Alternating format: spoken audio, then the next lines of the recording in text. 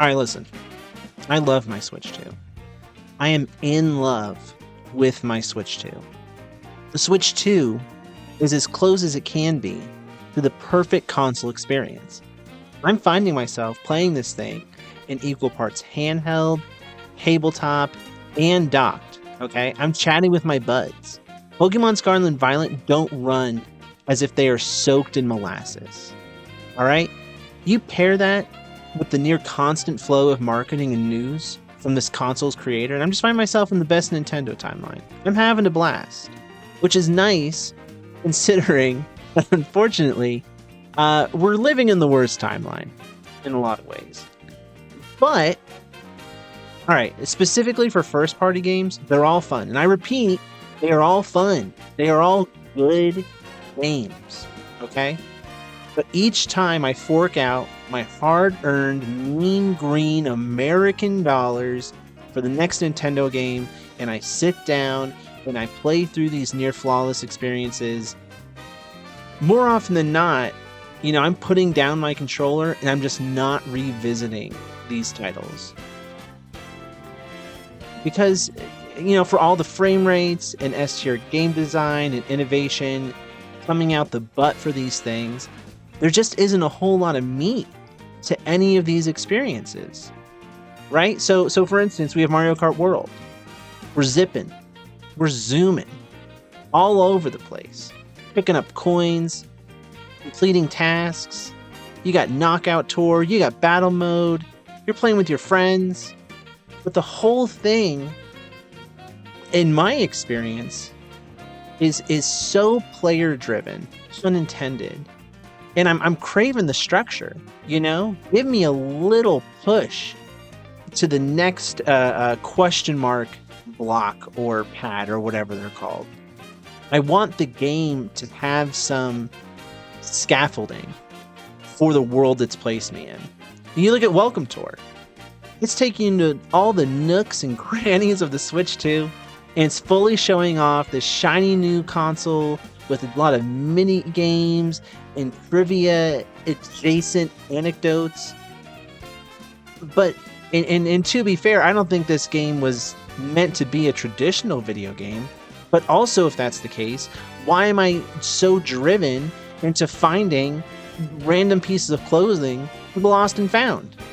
Donkey Kong Bonanza. It's just a non-stop blast. You're collecting, you're destroying. Every input from my controller just reaffirms how strong Donkey Kong is. Honestly, for the first time, I'm like, okay, so he is big and bad. The foundation of this game is so sturdy and sound, and there's no structure anywhere connecting any one moment to the next within this game. Drag X Drive. It's answering the age-old question. What if I was playing basketball, but I was constantly uncomfortable with my carpal tunnel-ridden hands? Of course, I'm kidding. I'm always uncomfortable when I play sports, regardless if I'm using mouse controls. But beyond jumping in for a quick game, what is this game? It's just a showcase for an alternate control scheme. And lastly, Kirby and the Forgotten Land plus Star-Crossed World. I loved Kirby and the Forgotten Land. It is arguably my favorite 3D platformer to come out of Nintendo. Period. And in the DLC, the Switch 2 edition, it takes the highs of the base game and it just plateaus. It stays there, and that's not bad. And I know folks are fawning over the supposed difficulty and the new Big Mouth modes or whatever the heck they're called, but I just really can't see anything that pushes the core experience of Kirby and the Forgotten Land any further. It just stays good the whole time, which is not a complaint, but just I'm just throwing it out there. All the while constantly reminding the player that the Switch 2 is taking a Switch 1 game and is pushing it to 60 frames per second, and it's upping the resolution. The only new thing is the hardware on which this game can be played, okay?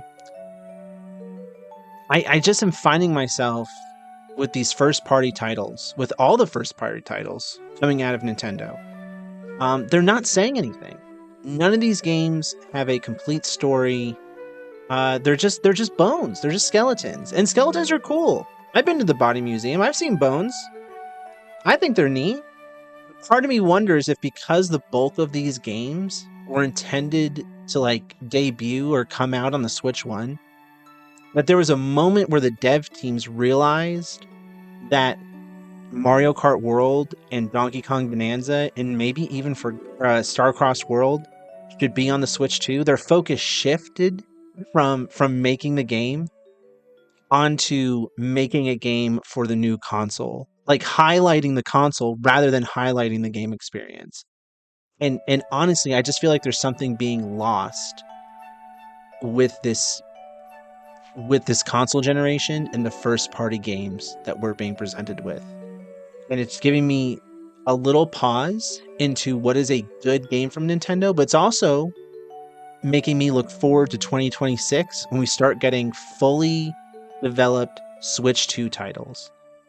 And maybe we can get out of hardware showcase mode.